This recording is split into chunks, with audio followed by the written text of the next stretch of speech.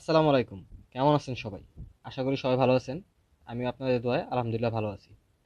বর্তমানে যারা সাইপ্রাসে নতুন অ্যাপ্লিক্যান্ট এবং যাদের ফাইল কনসুলেটে এখনও অ্যাটাস্টেশন হয় নাই, তাদের মনে অনেকেরই চিন্তাভাবনা আছে যে ডেফার হতে পারে বা ডেফার সম্পর্কে তাদের একটা কমপ্লিট ধারণা নাই।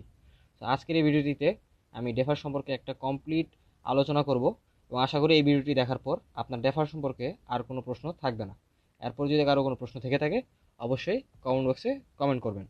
সবার ফার্স্ট এবং গুরুত্বপূর্ণ প্রশ্ন হলো ডেফার কি? ডেফার হলো আপনার ভর্তির সেমিস্টারটি পেছানো বা পরবর্তী ইনটেকে স্থানান্তর হওয়া। তো এখন প্রশ্ন হলো কারা ডেফার হবে এবং কেন? সাইপ্রাসের প্রতিটি ইনটেকের জন্য একটি শেষ প্রবেশ তারিখ নির্ধারণ করে দেওয়া হয়।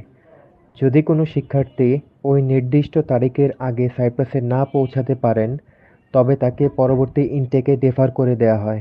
তাহলে বর্তমানে কাদের ডেফার হওয়ার সম্ভাবনা কম?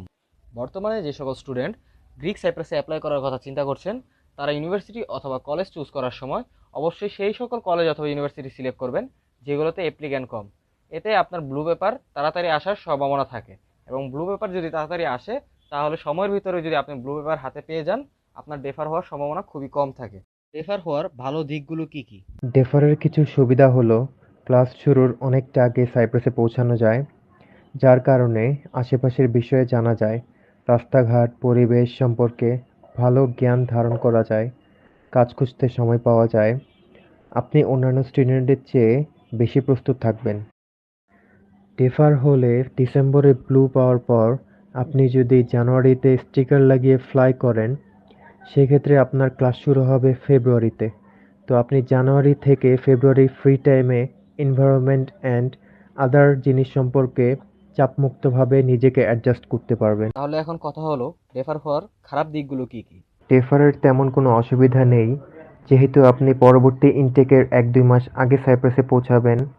সেক্ষেত্রে আপনার কোর্স শেষ করতে এই ১-২ মাস সময়ই বেশি লাগবে।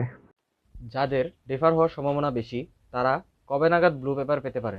ব্লু পেপার পাওয়া সাধারণত ডিপেন্ড করে আপনার টিউশন ফি পেমেন্ট এবং ডিএইচএল এর উপরে। আপনি যদি আগে ডিএইচএল এবং টিউশন ফি পে করে থাকেন, তাহলে আপনার ব্লু পেপার আগেই চলে আসার কথা। সেক্ষেত্রে আপনি যদি ডেফার হন, আপনার টিউশন ফি এবং ডিএইচএল লেট করার কারণে, তো আপনি ডিসেম্বরের মধ্যে পেয়ে যেতে পারেন, অথবা আপনি যদি অনেকটা লেট করে থাকেন, তাহলে আপনি ফেব্রুয়ারি ইনটেকের সাথে আপনার ব্লু পেপার পেয়ে যাবেন। এখন আসি বর্তমানে সবচেয়ে বহুল আলোচিত প্রশ্ন।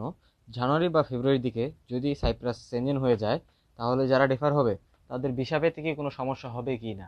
আপনি যেহেতু অক্টোবর ইনটেকের জন্য অ্যাপ্লাই করেছিলেন, সেক্ষেত্রে আপনি ডেফার হলেও বা জানুয়ারি ফেব্রুয়ারির দিকে সাইপ্রাস সেনজেন হলেও আপনি ভিসা পাবেন ইনশাআল্লাহ। যারা ভিডিওটা সম্পূর্ণ শুরু থেকে শেষ পর্যন্ত দেখেছেন, আশা করি তারা ডেফার সম্পর্কে একটি ক্লিয়ার ধারণা পেয়েছেন। এরপর যদি কারো কোনো কোশ্চেন থাকে, আপনারা কমেন্ট বক্সে কমেন্ট করতে পারেন।